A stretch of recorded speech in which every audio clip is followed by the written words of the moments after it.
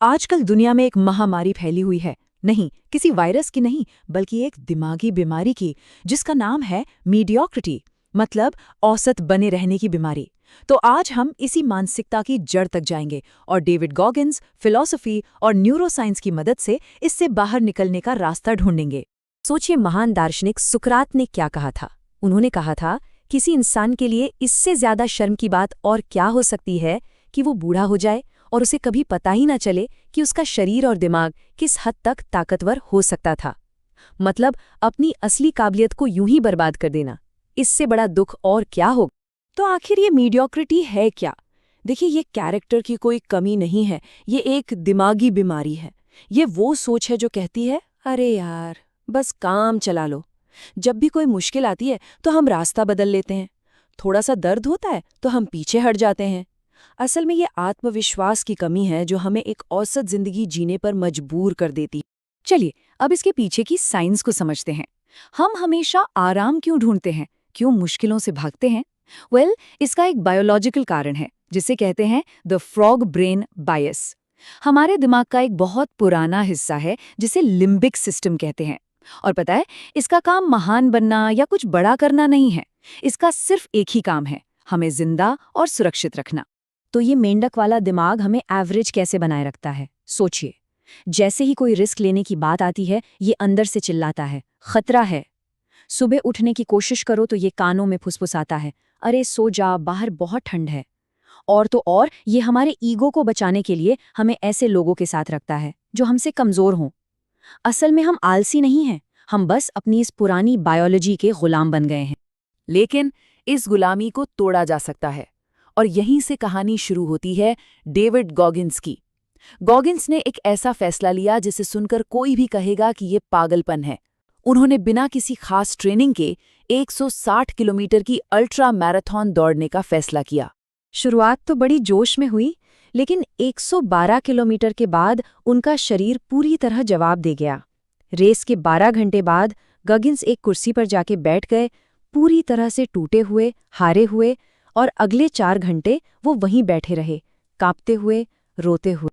और उनका शरीर किस हद तक टूट चुका था, जरा सुनिए। उनके सफेद मोजे पैरों में पड़े छालों के खून से लाल हो चुके थे। किडनी फेल होने लगी थी, वो पेशाब में खून कर रहे थे।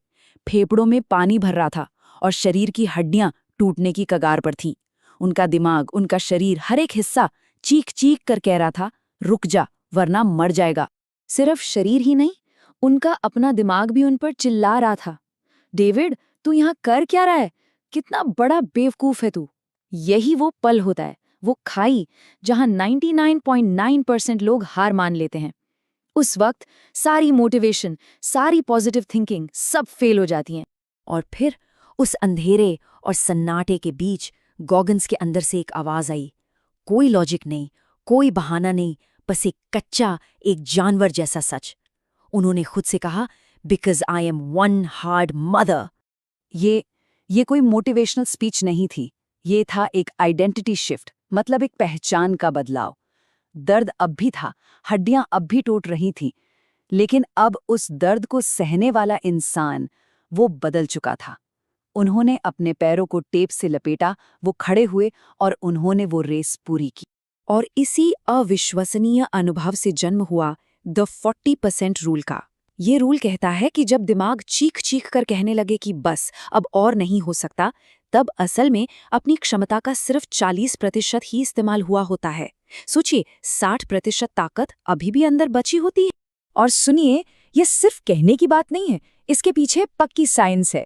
स्टैनफोर्ड यूनिवर्सिटी के न्यूरोसाइंटिस्ट डॉक्टर एंड्रू ह्यूबरमैन ने खोजा है कि हमारे दिमाग में एक हिस्सा होता है, एंटीरियर मिड सिंगुलेट कॉर्टेक्स, और ये हिस्सा एथलीट्स और वॉरियर्स में बड़ा और मजबूत होता है, और जो लोग ज्यादातर बैठे रहते हैं उनमें छोटा होता है। सीधी सीधी बात करें तो ये हमारी विल पावर की मसल है।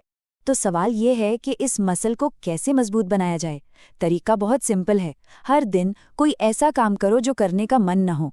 जब उस मुश्किल को, उस तकलीफ को पार कर लिया जाता है, तो दिमाग का ये हिस्सा सच में बड़ा और मजबूत होता जाता है, और इस तरह उस मेंढक वाले दिमाग को बताया जाता है कि असली बॉस कौन है।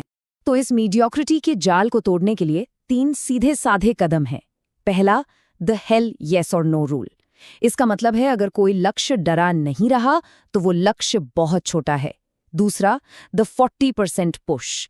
जब भी दिमाग कहे बस, तो याद रखना है कि ये सिर्फ 40% है, बस 5 मिनट और तीसरा और सबसे जरूरी, विक्टिम स्टोरी को खत्म करना। अपनी परेशानियां अपनी हैं और उनका हल भी अपने ही पास है। लेकिन अगर संघर्ष का रास्ता नहीं चुना तो क्या होता है?